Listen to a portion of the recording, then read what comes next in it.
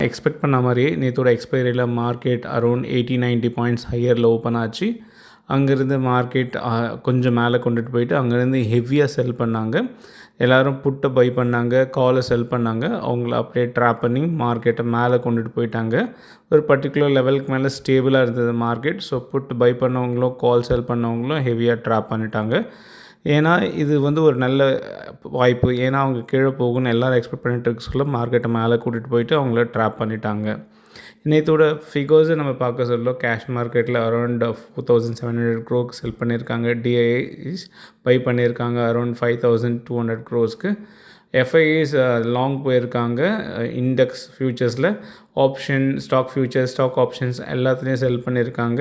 So அதனால தான் market இது வந்து ஒரு ஷார்ட் கவரிங் அப்படின்னு சொல்லலாம். இல்லைனா இங்கேருந்து அவங்க ஹெவியாக செல் பண்ணதை கொஞ்சம் அட்ஜஸ்ட் பண்ணியிருக்காங்க. அவங்க கேஷ் மார்க்கெட்டில் பை பண்ணாத வரைக்கும் இது ஒரு ஹெல்த்தியான ரன்அப் கிடையாது. நிஃப்டியை ஷார்ட் கவர் பண்ணி நிஃப்டியை மேலே கொண்டுட்டு போயிருந்தாங்க. இது கம்ப்ளீட்லி ஒரு short covering.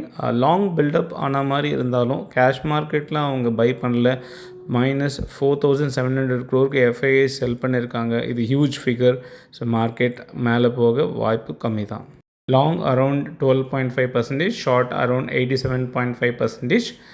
Minimum level rise ஆகிருக்கு 23,300. ஸோ மார்க்கெட் இன்றைக்கி 23,300 கீழே போக கொஞ்சம் கஷ்டமாக இருக்கும். பட் மார்க்கெட்டில் வர நியூஸ் ஃப்ளோ வச்சு தான் மார்க்கெட் ட்ரேட் ஆகும். நம்ம ஹாங்காங் மார்க்கெட்டை பார்க்க சொல்ல மார்க்கெட் அரௌண்ட் இங்கேருந்து ஒரு 700 to 800 பாயிண்ட்ஸ் மேலே போக சான்சஸ் இருக்குது. நம்ம புட்கால் ரேஷியோ பார்க்க சொல்ல இந்த நியூ வீக்லி எக்ஸ்பைரியில் 1 இருக்குது பிசிஆர். ஸோ புல்லிஷாக காமிக்குது.